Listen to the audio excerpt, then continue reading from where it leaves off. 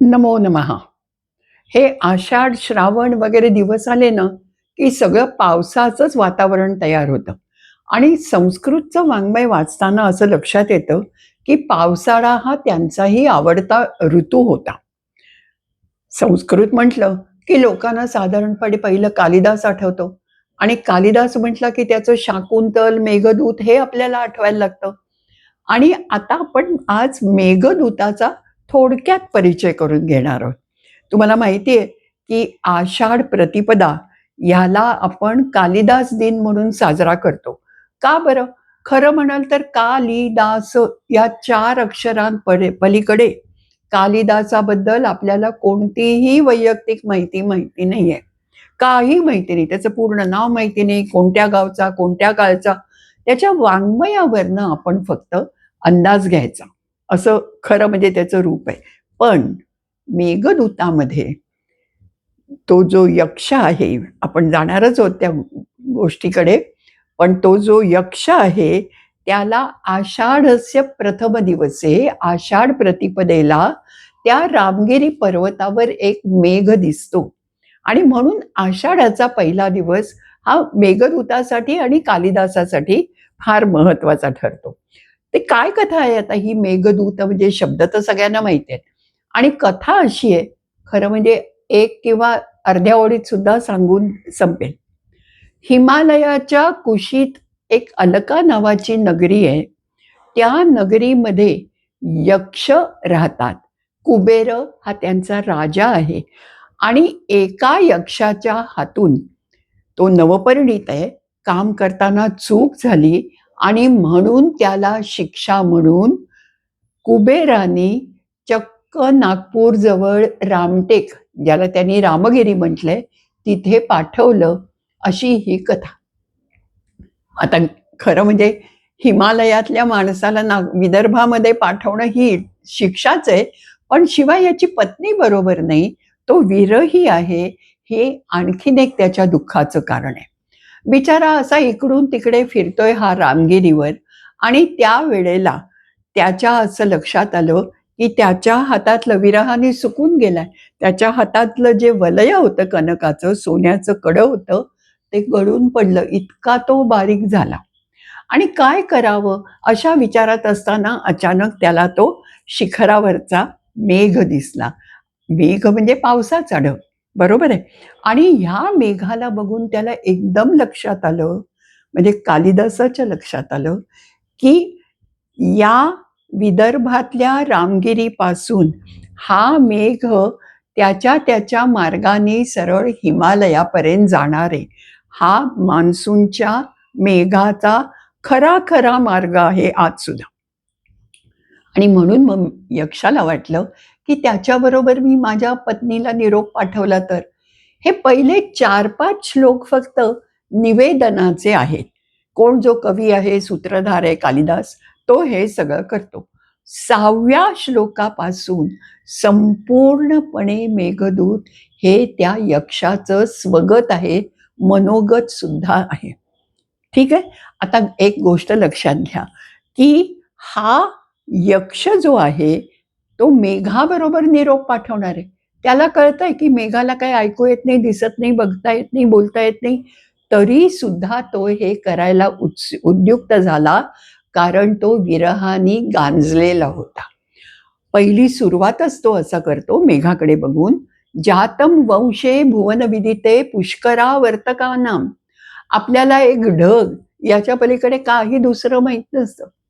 पण कालिदासाला पुष्कर, आवर्तक, जीभूत, कुंजर असे ढगांचे वेगळे वेगळे प्रकार असतात याची पूर्ण जाणीव आहे. आणि म्हणून तो म्हणतो, हे मेघा, तू तर काय बाबा, अगदी महान अशा कुळात तुझा जन्म झालाय, पुष्कर आणि आवर्तक, आणि तू माझ्यासाठी माझ्या प्रियेकडे माझा संदेश घेऊन जाशील का? आणि मग तुला जर का वाटलं, की मी एकटाच कसा जाऊ, तर तुला एकट्याला जावं लागणार नाही. तुझ्याबरोबर कायम वारा असणार आहे, पवन. तो पवन तुझ्याबरोबर असेल. इतकंच नव्हे, तर चातक पक्षी असेल, बलाकमाला म्हणजे बगळे असतील, राजहंस सुद्धा असतील. तेव्हा तुझ्याबरोबर सगळे पक्षी असणार आहेत, हे महत्वाचं. या बलाकमाला पुढे सुद्धा बलाकमाला उडता भासे वगैरे आपल्याला माहिती आहे. त्यांचं आणि मेघाचं नातं काय आहे हे लक्षात घ्या.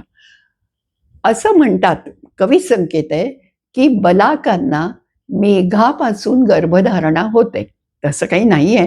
तर पावसाळ्यात त्यांचा विणीचा हंगाम ज्याला म्हणतो आपण, तो असला पाहिजे.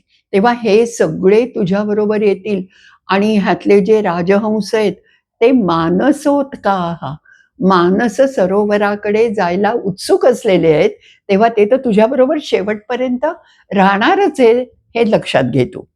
आणि आता जाताना इथून पुढे कालिदासाचं कौशल्य असं, की हिमालयाच्या पायथ्याशी जाईपर्यंत कल्पना करा, रामगिरीपासून हिमालयाचा पायथा, म्हणजे त्यांनी कनखल असा शब्द वापरलाय, ज्याला हरकी पौडी असं आज आपण म्हणतो, तिथपर्यंतचा मार्ग कालिदासानी भूगोलाच्या दृष्टीने अचूक सांगितलेला आहे.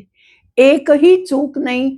कुठल्या पर्वतानंतर कुठली नदी येते, कुठली नदी कोणत्या देशात आहे, हे सगळं त्यांनी व्यवस्थित सांगितलेलं आहे. इतकं म्हणजे तुम्हाला आत्ताच मी सांगते, की हे आपण सगळं बघणार आहोत. पण पुण्यामध्ये एक सुप्रसिद्ध सर्जन होते, एस.व्ही. भावे. ते खरं म्हणजे व्यवसायाने सर्जन होते, पण त्यांना संस्कृत आणि विशेषतः कालिदासाबद्दल फार प्रेम. त्यांनी एक विमान घेतलं, विकत घेतलं. त्याच्यात एक फोटोग्राफर, तो पायलट, हे स्वतः.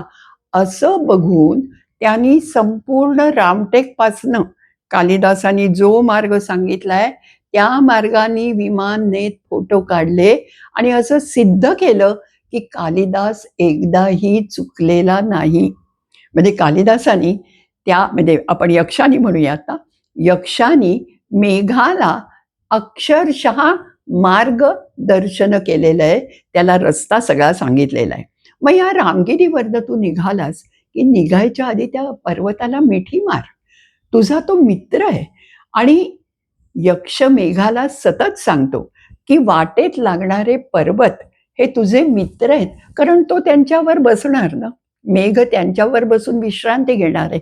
आणि त्यांनी पुढे असंही सांगितलेलं आहे की ह्या पर्वताला वाईट वाटतंय, कारण आता पुढचे 9 महिने तू त्याला भेटणार नाहीस, म्हणून तो अश्रू गाळतोय. म्हणजे काय? पाऊस पडतोय.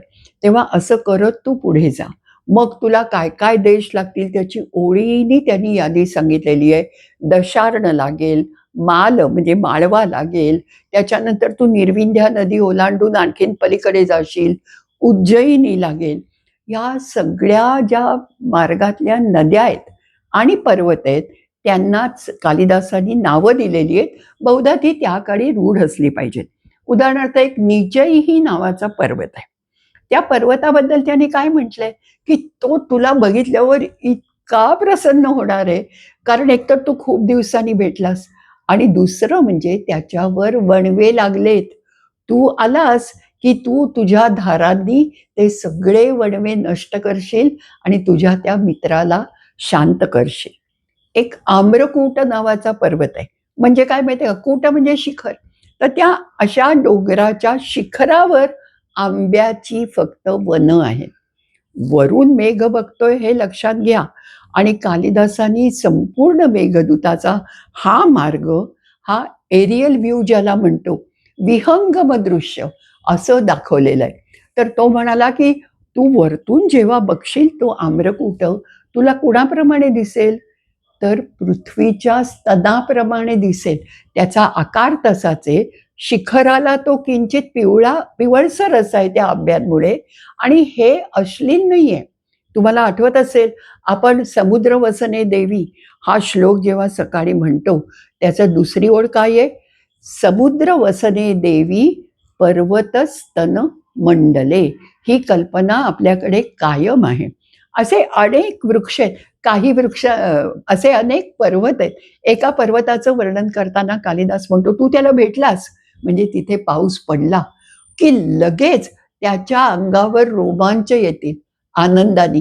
म्हणजे काय? तर त्याच्यावरची वृक्षाची फुलं जी आहेत, कुड्याची फुलं आपण म्हणतो, कुटज असा शब्द इथे वापरलेला असतो, ही फुलं लगेच उमलतील आणि जणू काही तो त्याच्या अंगावर आलेला रोमांच आहे असं वाटेल.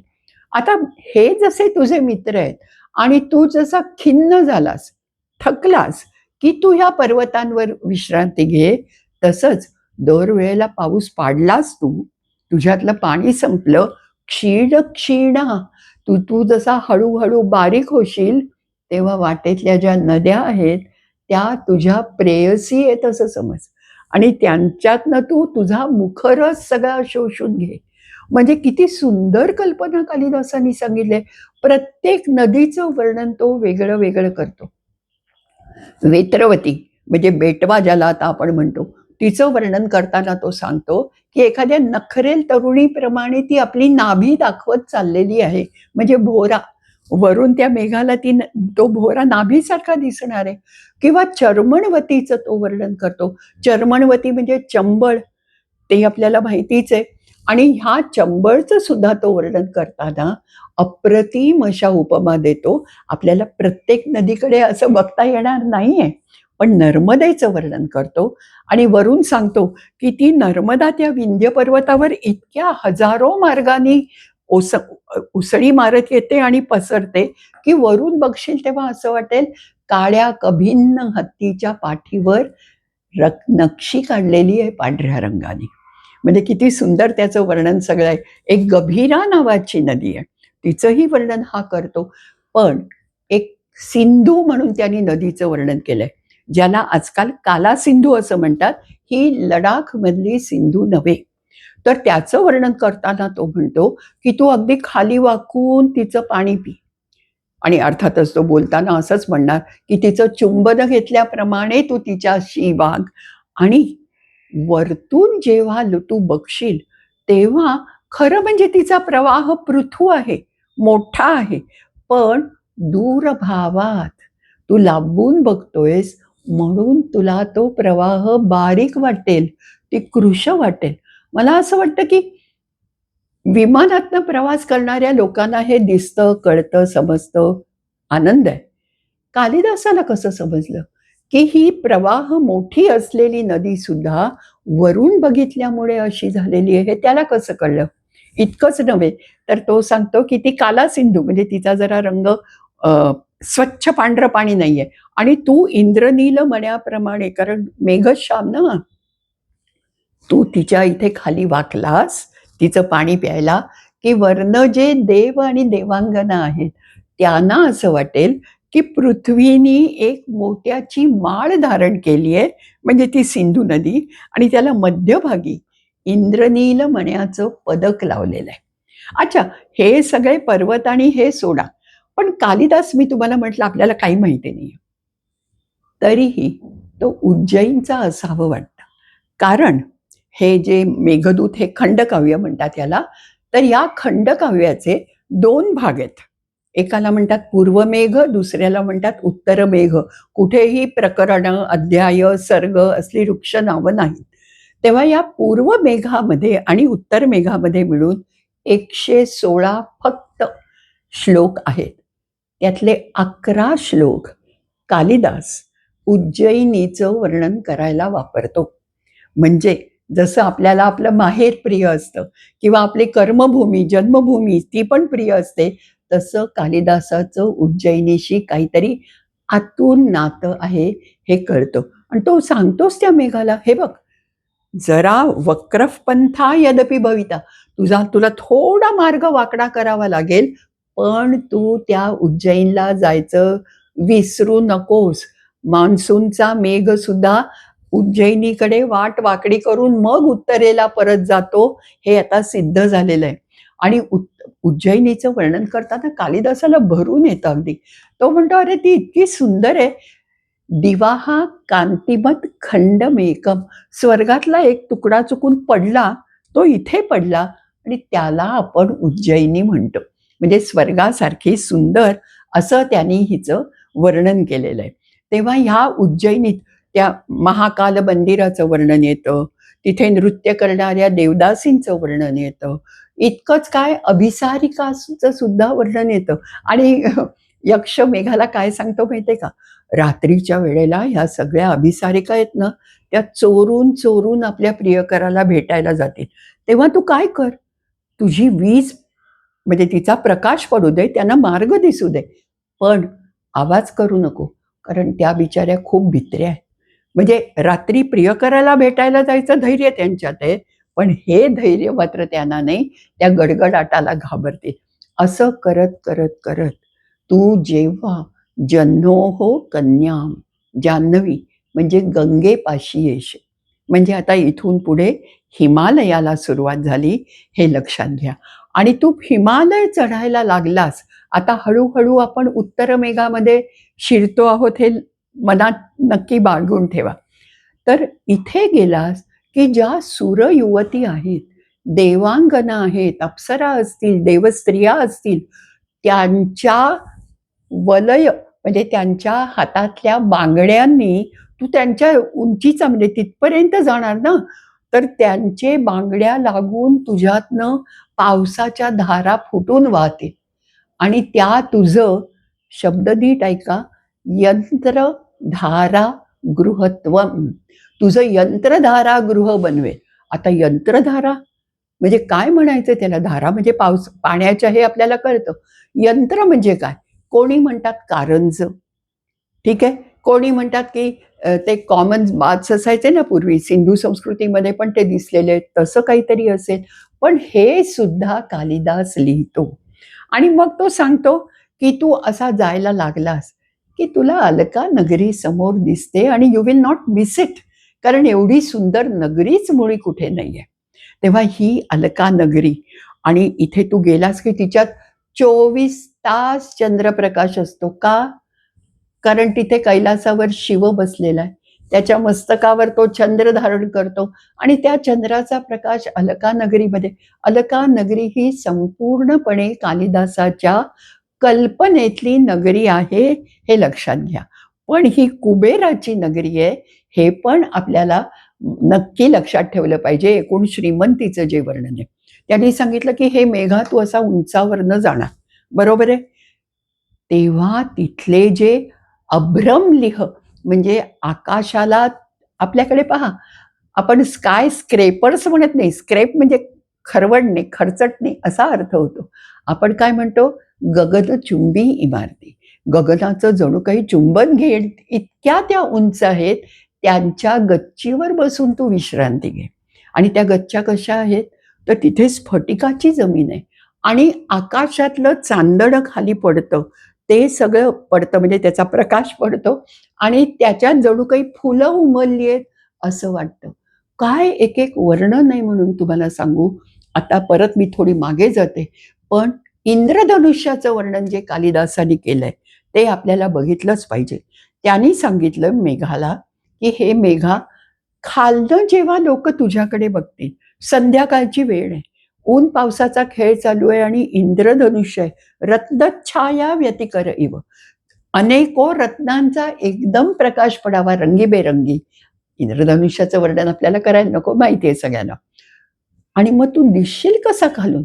तर जसा काही कृष्ण म्हणजे विष्णूचा जो कृष्ण हा अवतार आहे, त्यांनी मोरपीस धारण करावं, तसं हे मेघा तुझ्यावरचं इंद्रधनुष्य दिसेल.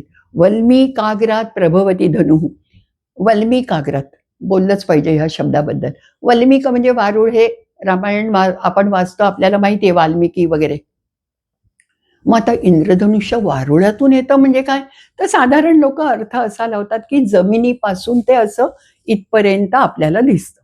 पण 2-3 इतर टीकाकार आहेत. मी इतर अशासाठी म्हणते की मेघदूतावरचं खरं जी टीका आहे ती मल्लीनाथाची आहे आणि म्हणून आज सुद्धा आपण काय ना त्यांनी मल्लीनाथी केली आहे असं जे म्हणतो ते त्याच्यावरून. तर त्या वल्लभानी असं सांगितलेलं आहे, वल्मीकः स आतपः मेघः. आतप म्हणजे ऊन, वल्मीक म्हणजे उन्हात दिसणारा मेघ, आणि त्याच वेळेला आपल्याला इंद्रधनुष्य दिसतं. हे जसं त्या मेघाने कौतुकाने, यक्षाने कौतुकाने सांगितलं, ते मुख्य म्हणजे कालिदासाचं ज्ञान आहे. तर ह्या अलका नगरीत तू प्रवेश करशील तेव्हा बाहेर सोन्याची वाळू असलेली नदी दिसे आणि ह्या नदीत अत्यंत देखण्या अशा यक्षकन्या गुप्तमणी नावाचा खेळ खेळतायत. म्हणजे काय, तर अशी खुळखुळ हातात रत्न घ्यायची आणि ती कुठेतरी लपवायची त्या सोन्याच्या वाळूत आणि इतरांनी ती हुडकायची. ह्याच्यातलं त्याला दाखवायचं काय आहे, की ह्या देखण्या मुली अगदी स्वतंत्र म्हणजे बागडतायत तिथे. त्यांना कोणतीही चिंता नाही आणि काय म्हणजे समृद्धी, समृद्धी म्हणजे किती असावी हे सांगितलंय. पुढे मग त्या आणखी काही भवनांचं, प्रासादांचं वर्णन करतो, झाडांचं वर्णन करतो आणि मग तो त्याला आपल्या घरी घेऊन जातो. आणि घरी घेऊन गेल्यावर तो सांगतो, "दूरालक्ष्यम, तुला लांबूनच माझं घर दिसेल." का? कारण कुबेराच्या घराच्या उत्तरेला ते आहे आणि त्याच्यावर तोरण म्हणून इंद्रधनुष्य बांधलंय. पहा काय कल्पना आहे. मला आठवतं मागे मी एकदा एकाकडे गेले होते. त्यांना मी म्हटलं, "कसं यायचं? कसं हुडकायचं?" तेव्हा काही GPS अमकं-तमकं नव्हतं.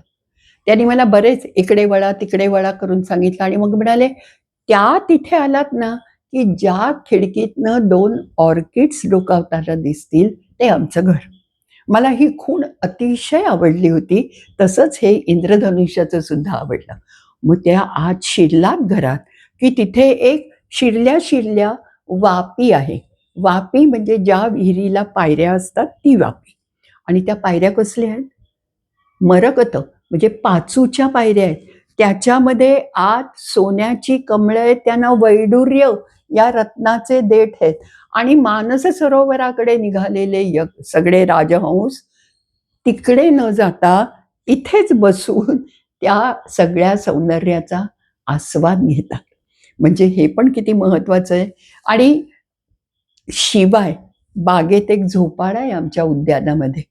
त्या उद्यानात तो जो झोपाळा आहे त्याची काठी, तो सोन्याचा आहे अर्थातच, स्फटिकाची काठी आहे आणि संध्याकाळच्या वेळेला माझी पत्नी, आता नाही पण पूर्वी करत असे, हातात कंकण लावलेली म्हणजे किणकिण आवाज येणारी अशी काठी घेऊन त्याच्या तालावर मोराला नाचायला लावायची. किती सुंदर वर्णन केलंय पहा. मग तुम्ही असेच आत गेला, तो म्हणतो, "खिडकीत थांब जरा. रात्र असली तर तिच्याशी बोलू नकोस. तिला आधीच झोप लागत नाही आणि तू उठवू नकोस तिला. आणि मग सकाळ झाली की तिला सांग, की तू माझ्याकडून आलायस." आणि तिला काही तो खुडेच्या गोष्टी सांगतो, त्यांच्या संभाषणातल्या गोष्टी सांगतो आणि म्हणतो, की सांग तिला, की मी तिचं चित्र काढायचा शिलेवर म्हणजे दगडावर धातू राग म्हणजे आपण ज्याला गेरू वगैरे म्हणतो ना, तशा ह्यानी त्यांनी चित्र काढायचा प्रयत्न केला. पण मला इतकं रडू यायला लागलं, की ते सगळं चित्र पुसून गेलं. तसंच म्हणाला ही सुद्धा, हे अर्थात यक्षमेघाला सांगतोय, माझी पत्नी सुद्धा काय करत असेल सांगू का? तिला गाणं आवडतं. तर वीणा मांडीवर ठेवून ती स्वतः माझं नाव घातलेलं जे एखादं गाणं तिने रचलं असेल ते गायला लागेल. पण डोळ्यातनं पाणी झरतंय.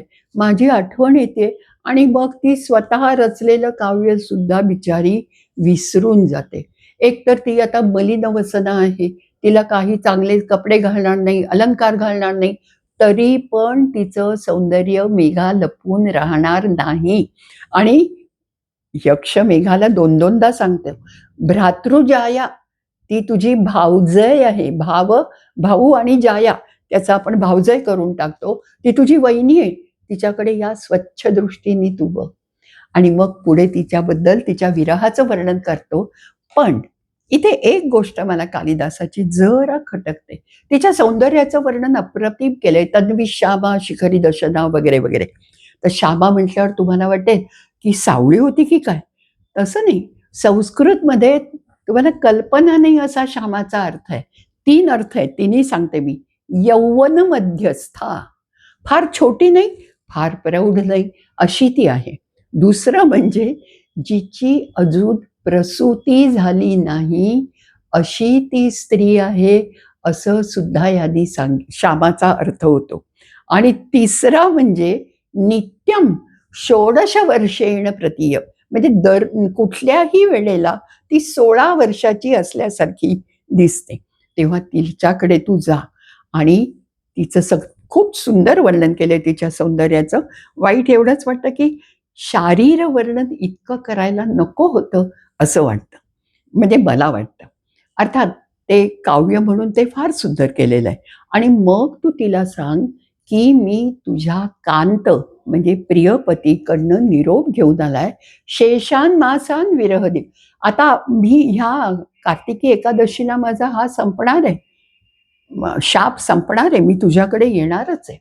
आणि तेवढे दिवस तू कशी बशी कळ काढ आणि मग आपण पुन्हा पहिल्यासारखे एकत्र राहू. हे सगळं वर्णन करत असतानाच अचानक, अर्थात तो आणखीन 2-4 गोष्टी सांगतो तिला, पण अचानक शेवटच्या श्लोकात काहीसा अँटी क्लायमॅक्स झाल्यासारखा तो अचानक गप्प बसतो. कदाचित तो फार विरही, दुःखी झाला असेल, म्हणून यक्षाला असं ते नको वाटलं असेल आणि तो म्हणतो, "हे बघ, हे तू माझ्यावरच्या प्रेमापोटी कर आणि त्याच्या बदल्यात मी तुला एकच देऊ शकतो, की मला जसा माझ्या पत्नीचा विरह झाला, तसा तुला तुझ्या विद्युत सौदामिनी हिचा कधीही विरह होऊ नये." आणि मेघदूत हे काहीसं अचानक संपतं. पण आता मी तुम्हाला मेघदूताबद्दलच्या 1-2 गोष्टी सांगते. इतकं लोकांना आवडलेलं आहे ते, की जैन, बौद्ध, इतर नंतर बरीच नाटकं या सगळ्यांवर आपल्याला मेघदूताचा प्रभाव दिसतो. मराठीत कृष्णशास्त्री चिपळूणकर पंतकाव्य लिहिणारे, तिथपासून ते शांता शेळके, वसंत बापट, सी.डी. देशमुख आणि आता जर बघाल तर वर्षाला एक तरी कोणीतरी मेघदूताचं भाषांतर करतच असतं. पण या सगळ्यात मला जे आवडतं आणि अत्यंत भावतं ते शब्दशः भाषांतर नाहीये, म्हणजे चिपळूणकर शास्त्रींनी केलं तसं "कोण्या एका यक्षे केले अलक्ष आपुल्या कामी" असं नाहीये. ते मंदाक्रांता वृत्तच त्यांनी मुद्दाम ठेवलेलं आहे. पण वसंत बापटांचं फार अप्रतिम आहे, जरूर वाचा.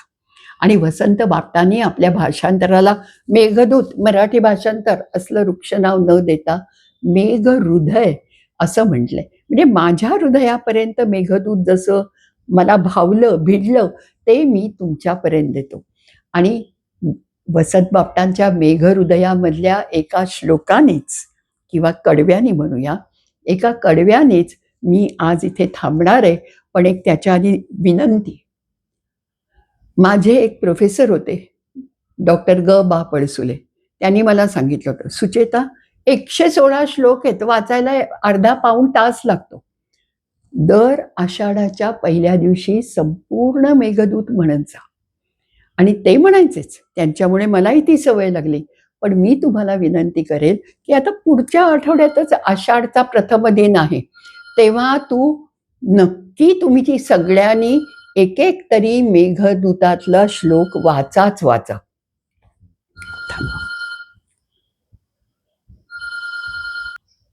इंटरनेटवर तुम्हाला मेघदूताची संहिता निश्चित मिळेल. तर वसंत बापटांनी केलेली काव्य मी तुमच्यासमोर सादर करते आणि मग आपण मेघदूताचा निरोप तर घेता येत नाही, ते कायम चालूच राहतं. पण काय श्लोक आहे पहा. "थेंबे थेंबे मधुर मदिरा, सेवी जैसा विलासी."